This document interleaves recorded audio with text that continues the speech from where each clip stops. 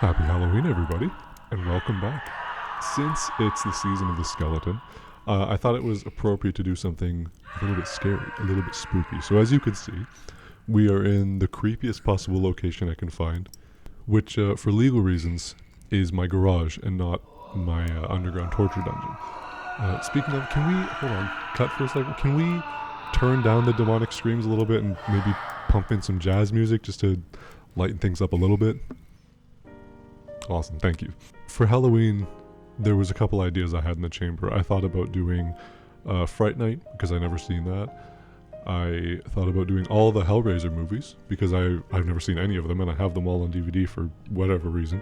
But I ended up settling on Jennifer's Body. And I am so glad I did, because this is a badass movie. It's so good. So let's turn on the spooky lights, let's put on our costumes, and let's down some little boxes of Smarties like they're shots of tequila. And let's watch Jennifer's Body.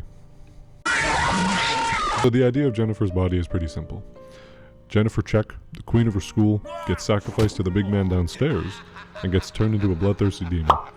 With her new affinity for boy flesh, she starts murdering the guys she goes to school with.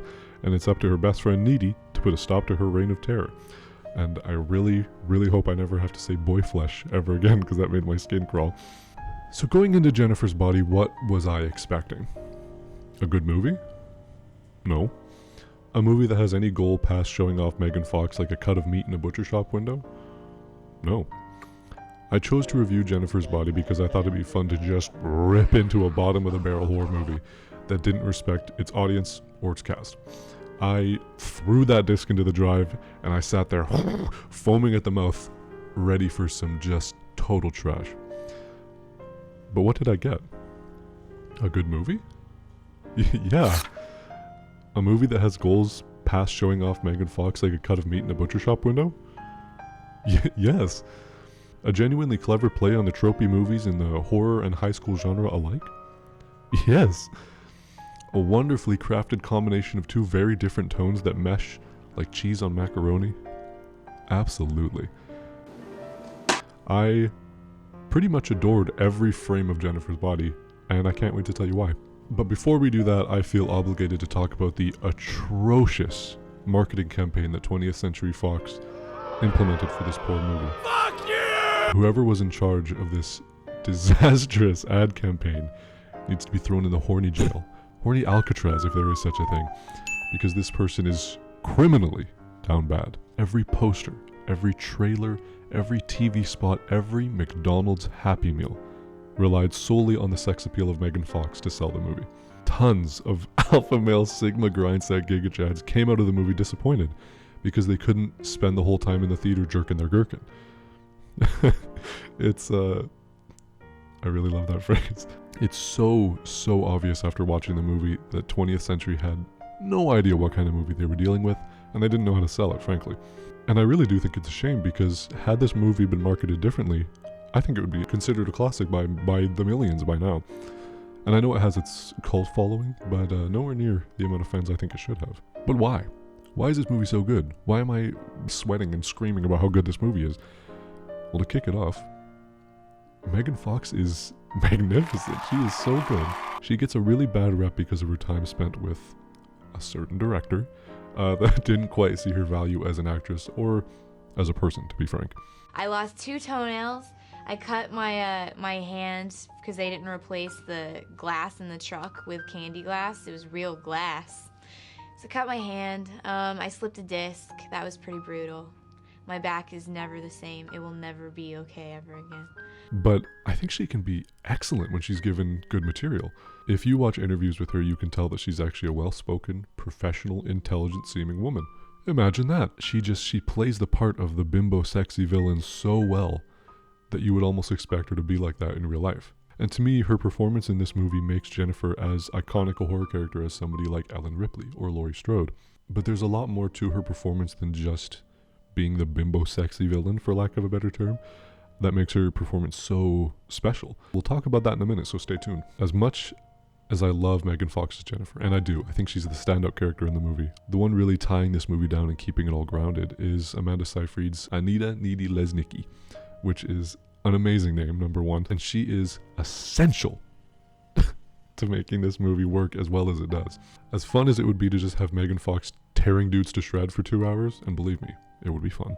The relationship between these two is the force that really drives this thing. And seeing this story play out from Needy's perspective is what makes it as tangible as it is for us, the audience. At first glance, you could see Jennifer and Needy as just walking teen stereotypes, the slut and the nerd, for lack of a better term. But it takes these tropes and it plays with them in really cool ways. Yeah, Needy is a nerd, but that's not a bad thing, and the movie doesn't say it's a bad thing. She's not the stereotypical tape glasses, sniveling kind of nerd we see in a bunch of like cliche horror movies. She is happy with her life. She's smart. She has a guaranteed successful future. She has a healthy relationship with her boyfriend. She's really happy, and essentially Needy is everything that Jennifer is not. Even though Jennifer is higher on the high school food chain, I think there's a deep-set jealousy in her. She is a deeply insecure, self-obsessed girl who overcompensates for everything in her life by flaunting how much better she is than everybody, especially Needy.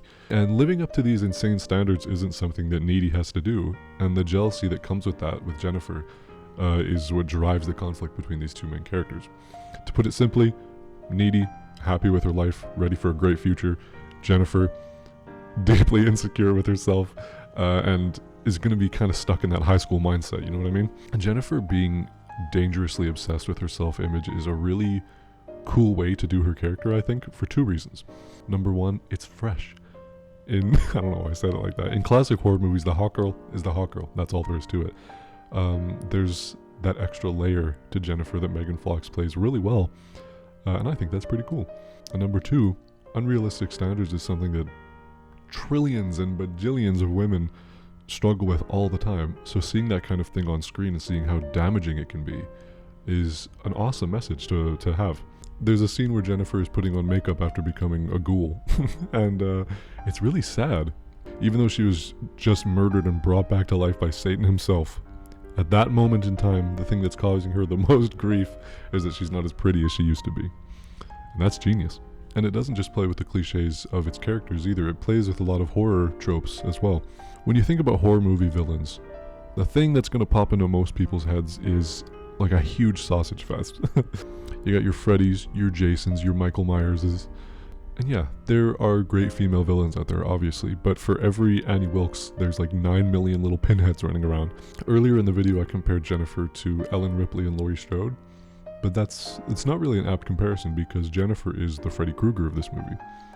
And flipping that and making your slasher villain a woman is so smart. I can't even deal with it. It works so well for everything that the movie is trying to accomplish in both horror and comedy.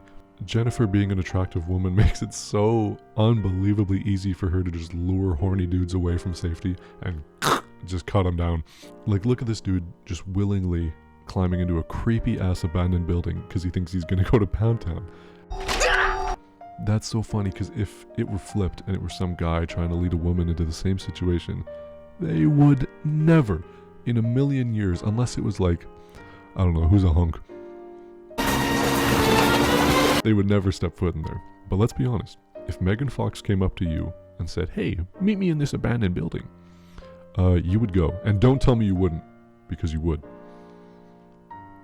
And I wouldn't blame you, because I would too. I also like that the movie treats its victims like real people. Jennifer will murder someone brutally, and there are consequences to that. We have to see their parents mourning and crying and screaming and pissing and shitting and... Sorry, I got off the rails. And it's really effective emotionally, and sometimes it's even really funny. You hear me, you bastard? I'll cut off your nutsack and nail it to my door! Like one of those lying door knockers rich folks got! And speaking of, I want to talk about the comedy a little bit, because I keep describing this as a horror movie, but it's just as much a comedy as it is a horror movie, if not even more, honestly. And it's effective. I feel like I've said that word a lot in this review, but it's true. Jennifer's body is so funny. I know Diablo Cody's writing style is a little bit divisive. Wicked tiger. But I think her snappy kind of dialogue works perfectly for this movie. And Megan Fox's delivery is outstanding. It's so good. Even in the most dire, intense, life-threatening situations, she finds a way to make fun of somebody or flaunt how great she is. And it's hilarious. Do you buy all your murder weapons at Home Depot? God, you're a bunch. I feel like I laugh at a lot of horror movies, but this one made me laugh with it, and I love that for it. One of the things that surprised me the most about Jennifer's Body is the look of it. Horror movies can often be some of the most boring, flat, cheapest looking movies on a visual level. And, well, on what other level would a movie look bad other than visual? Whatever, fuck off. Look at something like Breaking In, or that new Karen movie, which, by the way, can you believe that exists? Jesus Christ. Tell me about your new neighbors. They're black. Do you mind? They are so flat, it's not even funny. But Jennifer's Body really stands out. There are some great shots in this movie. I wasn't expecting there to be so much memorable, striking imagery in Jennifer's Body, of all things. It's awesome. And it makes it even more frustrating when the movie is full of shots like this, and this, and this, and they decided to market the movie with images like this. What a fucking waste. Can you believe that? So if it wasn't clear, I love Jennifer's Body. Way more than I expected to, for sure.